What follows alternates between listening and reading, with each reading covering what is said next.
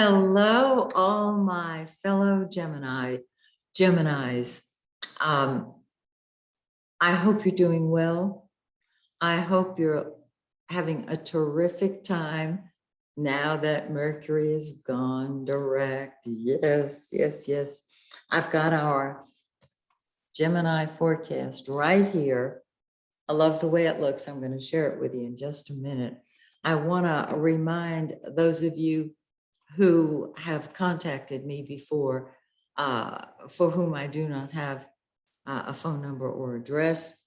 If you are interested in being part of my mentoring program, where I mentor you, if you are interested in learning astrology, either for yourself or because you'd like to be a professional astrologer someday, soon, the world needs more loving, giving, awakened astrologers. If that's the case, just go to my website, MaxineTaylor.com. I've got all the information you'll need there. I have a few openings left.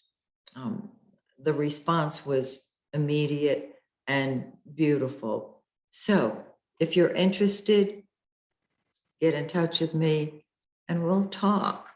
So a couple of announcements about the planets. Some of you already know this. Mercury, of course, is no longer retrograde, but after a planet goes direct, it moves into the shadow of the retrograde. In fact, there's a pre-retrograde shadow, but we'll get to that in a second. So Mercury moves out of the post-retrograde shadow on November 2nd. Yay! However, Venus, you know where I'm going, some of you. Venus will enter the shadow of the retrograde on November 18th. All right. So, you know, at some point very soon, both Mercury and Venus are going to be tag teaming us. They're both going to be retrograde at the same time. It's a double retro. You'll know it. You'll feel it. So the good news is that between the 2nd and the 18th, you can go ahead, assuming everything else looks good astrologically in your chart, and start those new projects that you've wanted to put into action. Okay, I'm going to give you all the information month by month, of course, and so you will know when we've got that tag team going on. I won't leave you hanging. All right, let's look at our beautiful forecast. Let's start with Mercury racing through the 5th house, 6th house, and 7th house. Now that it's no longer retrograde, oh my word, it's leaping forward. Okay, Mercury is what we think about and talk about. It's been in your 5th house of fun and games, and it's been retrograde, so there may not have been that many games or that much fun. On the 5th, it moves into the 6th house, and this is a great time to focus on your job and your health. Make changes if you want to, all that good stuff. But Mercury is the thinking planet.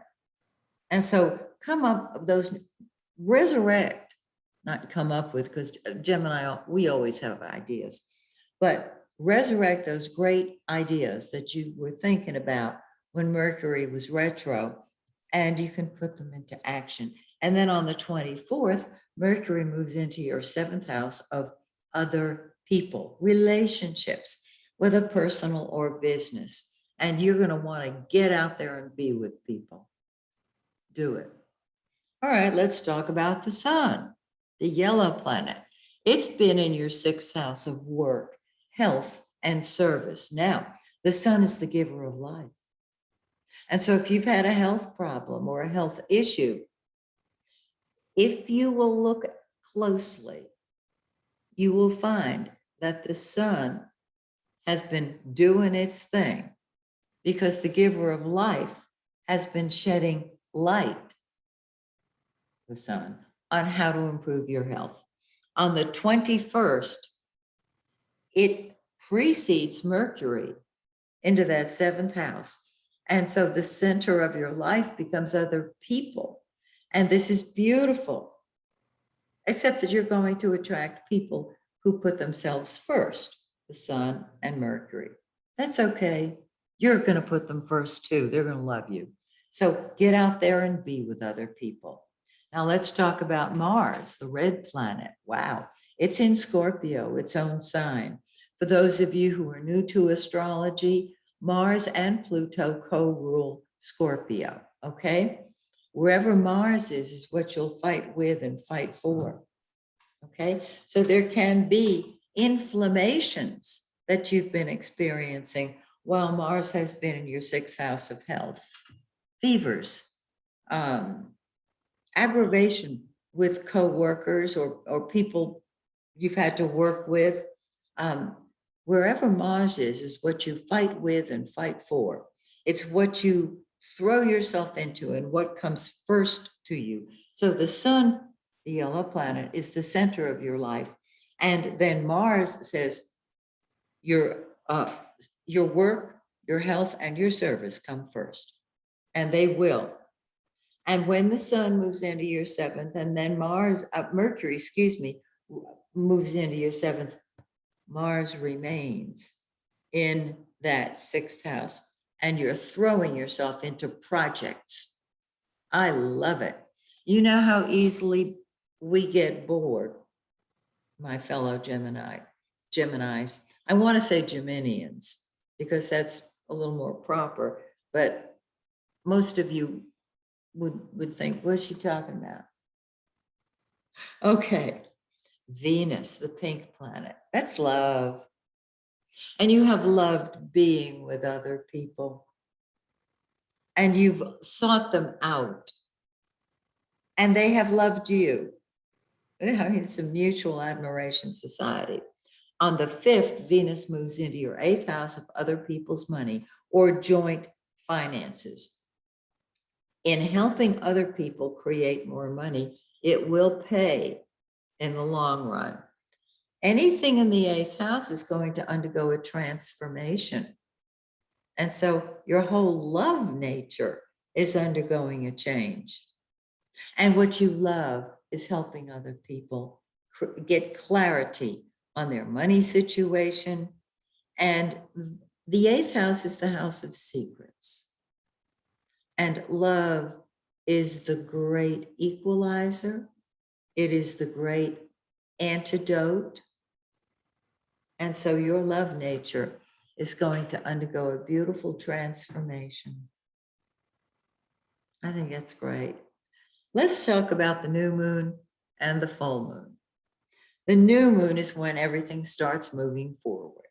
It's going to be on November 4th, all right? And on the 4th, that's when the energy in the 6th house of work, health, and service starts moving forward. Are you writing a book? Are you doing a blog? Are you, whatever you are doing, it will pick up after the 4th, all right? The new moon is in 12 Scorpio 40. Find that in your birth chart and you'll have the total picture. Now, 2 weeks later, we've got a full moon, right? But it's not just any old full moon. Oh no, it's an eclipse. Yep. And whenever we have an eclipse, it lasts a whole lot longer than a full moon. Full moon lasts 2 weeks. An eclipse lasts until the next pair of eclipses come along, which are usually about 5 or 6 months later, but they're at their peak 3 to 4 months after they occur. Yeah. The eclipse is a lunar eclipse. It's on November 19th. It's in 27 Taurus. It's in the 12th house, the solar 12th house. And 12th house, you know, wants solitude and privacy. It wants to work behind the scenes. It wants to get away from people. You want this full moon, that lunar eclipse in the 12th house, because of all this 7th house activity of giving to other people and being with other people and helping other people. You need time for R&R to recharge. So, how beautiful. Mars in the 6th is saying, and the new moon in the 6th is work. The full moon on the 19th is in the 12th. And it says, I'm going to take a spiritual journey. And it may even be a staycation for you. Whatever it is, relax and enjoy. So there you have it for November. Join me next month when once again, I'm going to go through our forecast and share all the good stuff with you. That's what I like to do. We hear, I can't even watch the news anymore. We hear so much negativity on the news. If you lose sight of who you are, of your true identity, which is source in an earthbound body, you can get all caught up with the world. And what is that? I forget, it's a quote by an English poet. The world is too much with us. Getting and spending, we lay waste our powers.